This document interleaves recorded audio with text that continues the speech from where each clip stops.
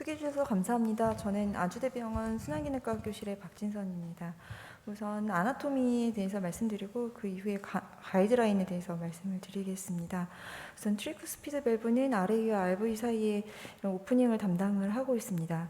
정상적으로 10제곱센티미터 정도의 에어리어를 갖고 있고 다이아미터는 평균 36mm로 알려져 있습니다.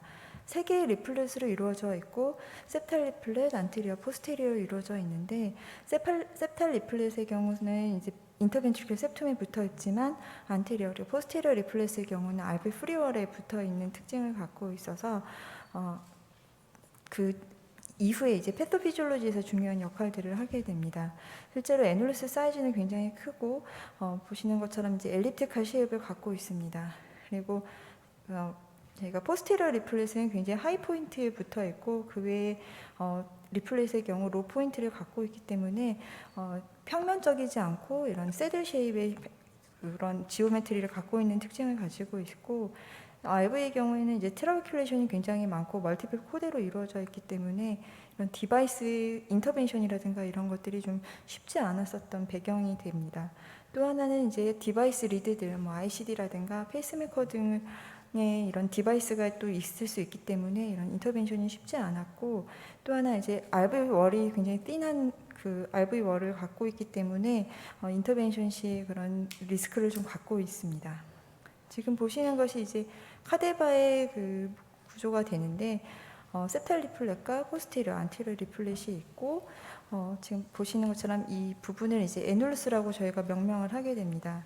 실제로 애놀루스의 경우에는 파이브러스 티슈로 이루어진 것은 아니기 때문에 저희가 이제 애놀루스라고 명명한 부분은 리플렛이 이제 힌지 포인트를 저희가 아나토미컬하게 그냥 애놀루스라고 이제 명명을 해서 이야기를 하고 있고 보통 이제 커습이 붙은 부분을 베이절 존 그리고 그 밸브 자체에 있는 부분을 클리어 존 그리고 코드가 붙은 곳을 러프 존으로 나누고 있습니다.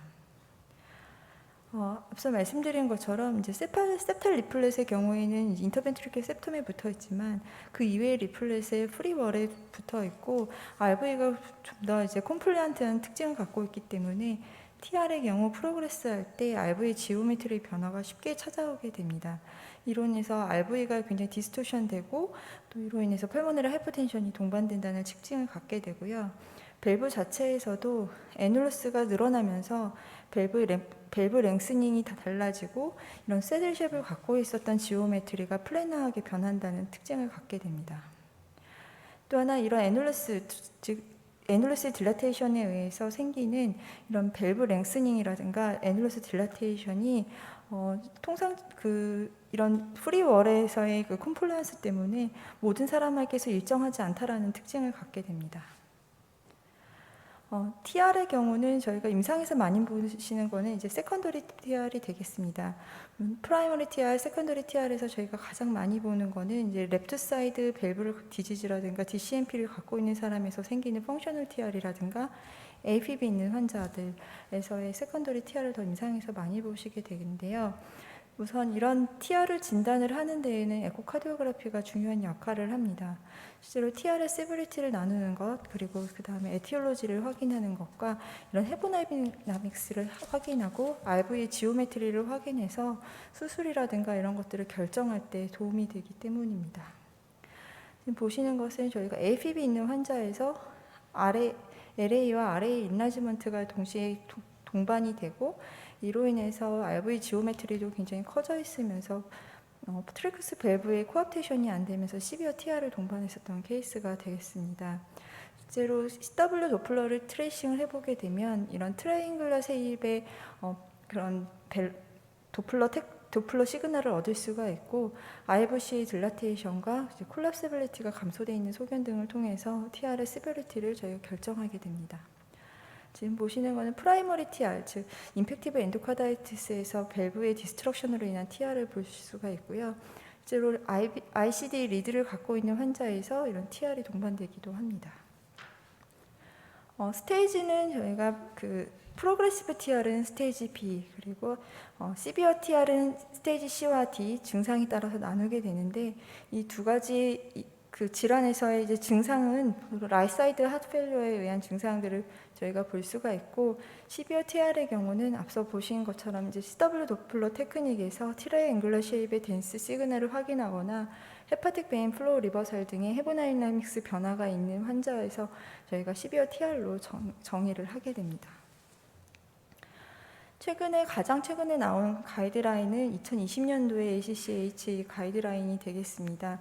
실제로 트리크 스피드 밸브에 대한 인터벤셔널 트리트먼트들은 사실 많지 않기 때문에 가이드라인 상에서는 이제 수술적인 치료에 대한 내용들이 대부분이었고요. 실제로 TR을 보시게 되면 스테이지 B든 C, D든 어차피 레프트 사이드에 수술을 계획을 하고 있다라고 하면 같이 수술해주는 것들을 권장을 하고 있고, 시비어 TR의 경우 프라이머리든 세컨더리 TR이든 수술적인 치료들을 하는데, 세컨더리의 경우에는 우선 적절하게 약물 치료라든가 프라이머리 오리진에 대한 치료를 하고 그래도 조절되지 않을 경우에 수술하는 것을 이야기를 합니다. 저희가 TR에 대한 이야기들을 많이 하는 이유가 프라이머리든 세컨더리 오리진이든 또는 풀모널 하이퍼텐션 동반 여부나 이젝션 프랙션에 상관없이 TR의 시비리티에 따라 환자의 롱텀 서바이벌이 달라지기 때문입니다.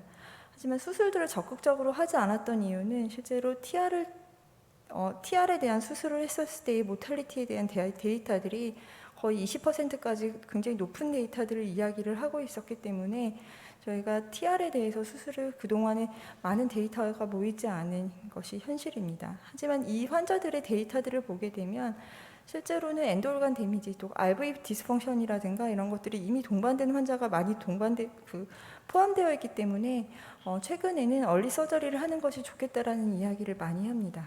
실제로 그 근거가 되는 데이터는 RV 디스펑션이라든가 펄모너리 하이퍼텐션이 없는 트라우마 환자에서 시비어 TR을 프라이머리 TR에 대해서 수술을 했을 때 서지컬 리스크가 2% 미만이었다라는 것을 봐서는 수술 자체의 리스크가 높다기보다는 이 환자의 셀렉션에 문제가 있었다라는 것이 많이 이야기가 되고 있고, 얼리 서저리를 최근에 이제 수술적인 기법도 발달된 이런 상황에서 하는 것이 훨씬 도움이 되겠다라고 이야기를 많이 하고 있습니다.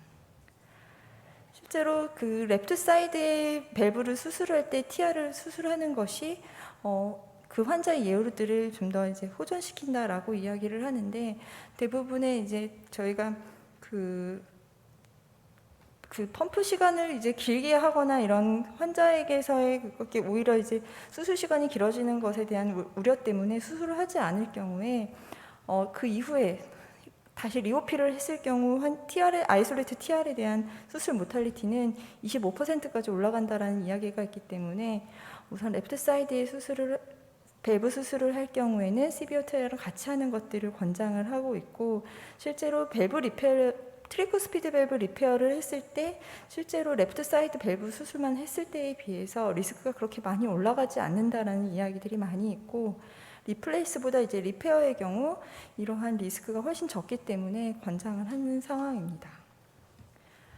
또 하나는 이제 프로그레시브한 세컨더리 TR의 경우에도 수술적인 치료를 하는 것들을 권장하는 이유가 레프트 사이드를 수술하고 나서도 이 환자들에서 프로그레스를 하는 경우가 약 25% 정도가 되고, 프로그레스 했을 경우 환자의 서바이벌의 차이가 있기 때문에 특히나 이제 애눌러스 딜라테이션이 있거나 AFib이 있다라든가 풀모너리 하이퍼텐션 등의 리스크가 있는 사람에게서는 증상이 없는 스테이지 B 환자여도 레프트 사이드 밸브 수술을 할 때 수술하는 것을 권장하고 있습니다. 실제로 이제 밸브는 애눌라 딜라테이션을 이제 조절해주는 수술들 기법들이 많이 있었고요. 앞선 첫 번째 강의에서 그런 인터벤션에 대해서 잠깐 말씀하셨는데, 실제로 이런 인터벤션이 많이 발달이 되면서 실제로 나중에는 이런 리스크가 있는 사람들, 특히나 수술에 대한 리스크가 있는 사람에게서는 이 리페어나 리플레이스가 아니라 퍼큐텐스 인터벤션을 하는 것들을 권장하게 되지 않을까라는 것이 이제 현재에 나온 이야기가 되겠습니다. 예,